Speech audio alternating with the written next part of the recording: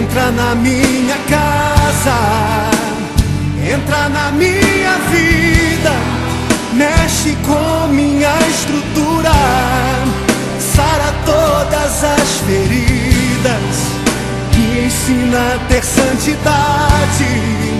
Quero amar somente a Ti, porque o Senhor é o meu bem maior. Faz um milagre em mim.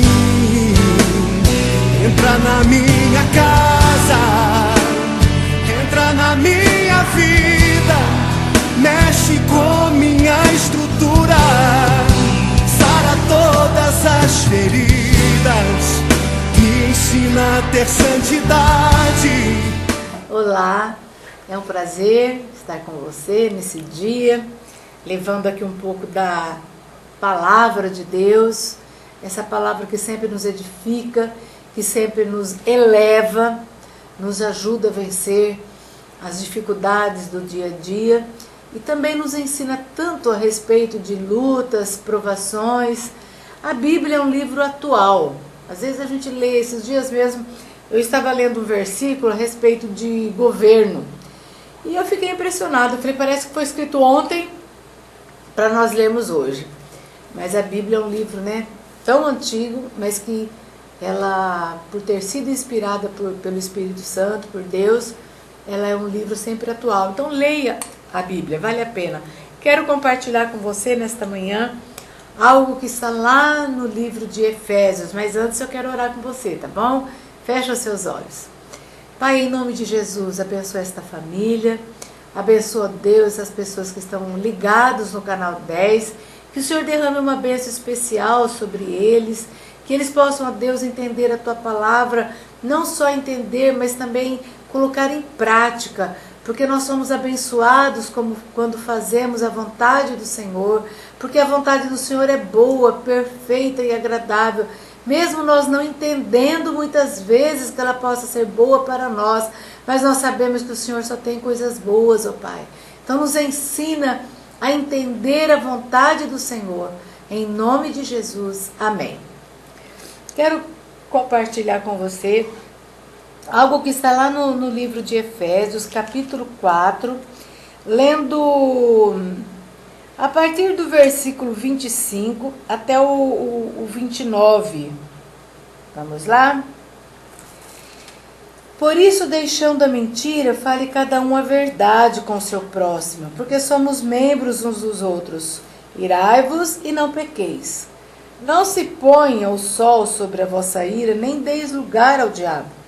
Aquele que furtava, não furte mais. Antes trabalhe, fazendo com as próprias mãos o que é bom, para que tenha com que acudir ao necessitado. Não saia da vossa boca nenhuma palavra torpe, e sim unicamente a que for boa para edificação, conforme a necessidade, e assim transmita graça aos que ouvem. E no versículo 30 diz, e não entristeçais o Espírito de Deus. Esses versículos começam lá no versículo 25, dizendo assim, não deixa a mentira. Deixa a mentira e comece a falar a verdade. É impressionante, uma pessoa que mente muito, no final, ele acaba acreditando naquilo que ele está falando. Então a mentira se torna um vício. E a palavra de Deus nos adverte que a mentira é filha do diabo. A mentira não tem nada a ver com Deus. Então nós precisamos tomar muito cuidado e nos policiar, nos vigiar mesmo e parar de mentir. Seja uma mentira que pareça que não é tão grande quanto aquela que pareça ser grande. Então tome cuidado.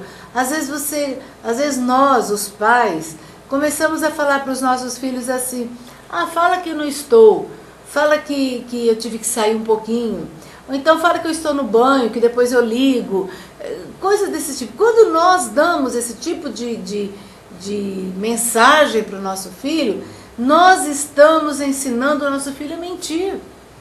Nós falamos para o nosso filho nos obedecer, nós falamos para o nosso filho que eles têm que ser que nos honrar, que ser filhos obedientes, e nós estamos ensinando eles a mentir.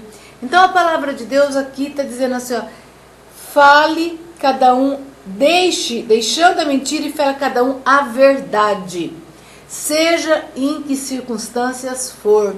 Você pode até falar para o seu filho, filho, fale para ele, espera um pouquinho, daqui a pouquinho o papai liga para ele. Seja sincero, fale a verdade. Não ensine o seu filho a ser corrupto desde pequeno. Não ensine seu filho a ser um mentiroso, porque vai se tornar um vício na vida dele. Provavelmente do pai já é, mas do filho ele tá crescendo e ele está ouvindo isso. Outro aspecto que nós vemos aqui no versículo 26 é que diz assim, ó, irai-vos e não pequeis, não se ponha o sol sobre a vossa ira. O que isso significa?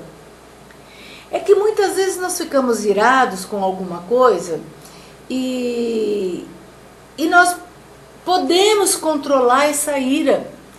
Então, por exemplo, você fica irado com alguma situação, você fica irado com algo que você fica sabendo ou algo que você vê, mas se controla. Então a palavra de Deus fala assim, você pode até irar, mas não peca não. Não deixa essa ira ficar durante o dia, durante a noite, e você vai acabar dormindo irado, porque isso vai te levar a pecar. Então você pode ficar irado, você pode ficar indignado, mas você não precisa pecar.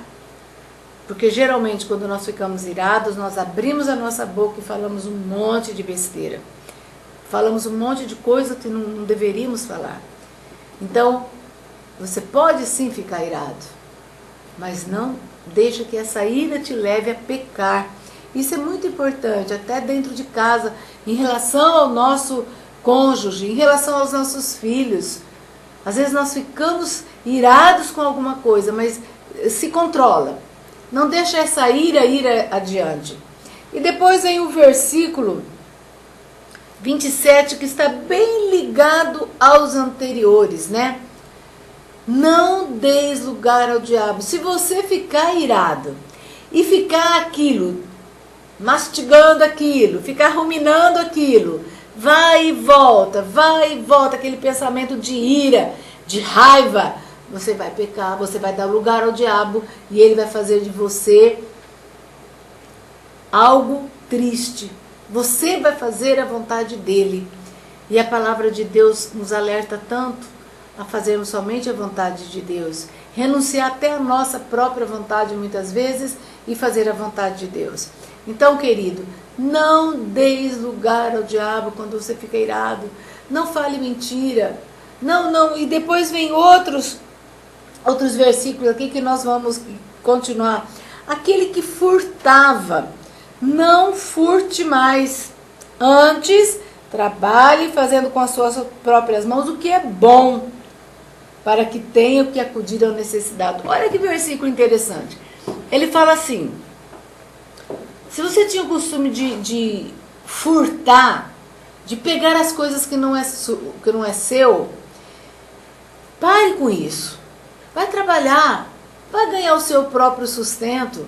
Você fazendo isso, você trabalhando, você sendo um homem digno, uma mulher digna do seu próprio trabalho, você vai ter até como ajudar outras pessoas. Você vai ter até como acudir ao necessitado. Então, querido, a palavra de Deus ela é completa. Ela não deixa brecha para a gente fazer algo que é contra a vontade de Deus. Então, preste atenção. Mais uma vez aqui nesse versículo, encaixa muito bem. Não deis lugar ao diabo. Se você furtava, não furte mais. Pare com isso. Vai trabalhar. Deus vai prosperar. Deus vai multiplicar o que você ganha. E você vai ter dinheiro até para ajudar quem precisa. Então, esse texto que eu estou lendo nesta manhã é um texto riquíssimo, de grandes ensinamentos para nós. E depois no versículo 29, que para mim é o versículo chave de todos esses que nós estamos lendo. Ele diz assim, ó, não saia da vossa boca nenhuma palavra torpe. Quantas e quantas vezes na nossa casa sai palavras torpes. Quando eu falo nesse versículo, eu lembro muito da minha mãe. A minha mãe, quando eu digo eu lembro, quando a gente era crianças, quando nós éramos crianças, a minha mãe nunca admitiu que nós falássemos qualquer tipo de palavra que não fosse boa.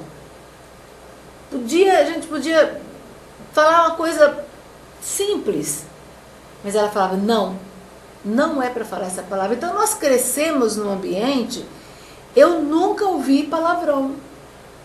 Dentro da minha casa eu nunca ouvi palavrão.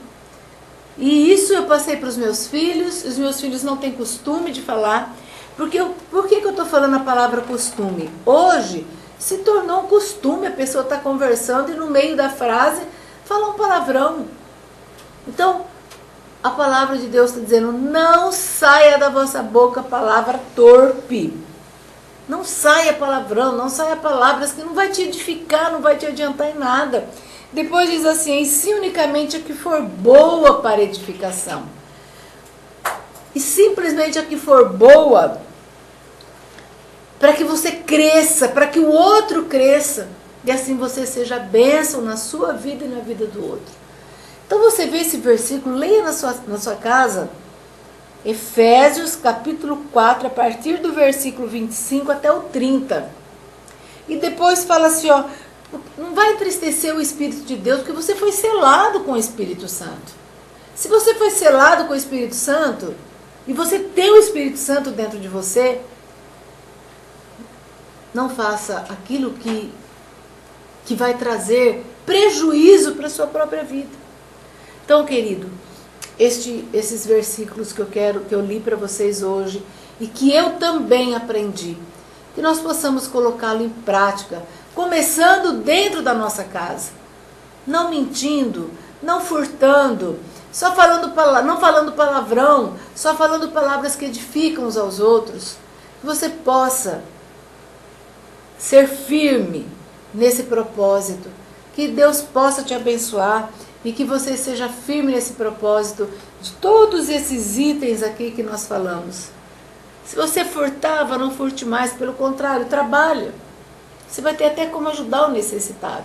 Eu desejo isso para você, para a sua família, e quero orar com você novamente. Pai, em nome de Jesus, abençoe esta família, para que essa família entenda todos esses itens que nós lemos aqui e possa colocar em prática na sua vida pessoal, na sua vida dentro da sua casa, no seu trabalho, nos seus estudos. Pai, que essa pessoa possa ser um gigante, ó Pai, um gigante de coragem, cheio de fé, cheio de propósitos e que possa seguir adiante, sabendo que o Senhor está por perto, que o Senhor está sempre junto para nos ajudar. Eu abençoo esta família, abençoo esta vida em nome de Jesus. Amém. Querido, um grande abraço, Deus abençoe você e até o próximo programa, se Deus quiser.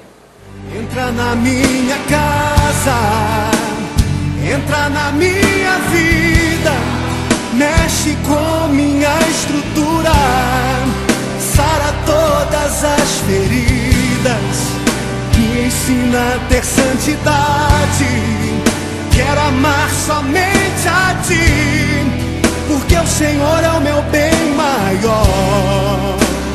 Faz um milagre em mim, entra na minha casa, entra na minha vida, mexe com minha estrutura, sara todas as feridas, me ensina a ter santidade.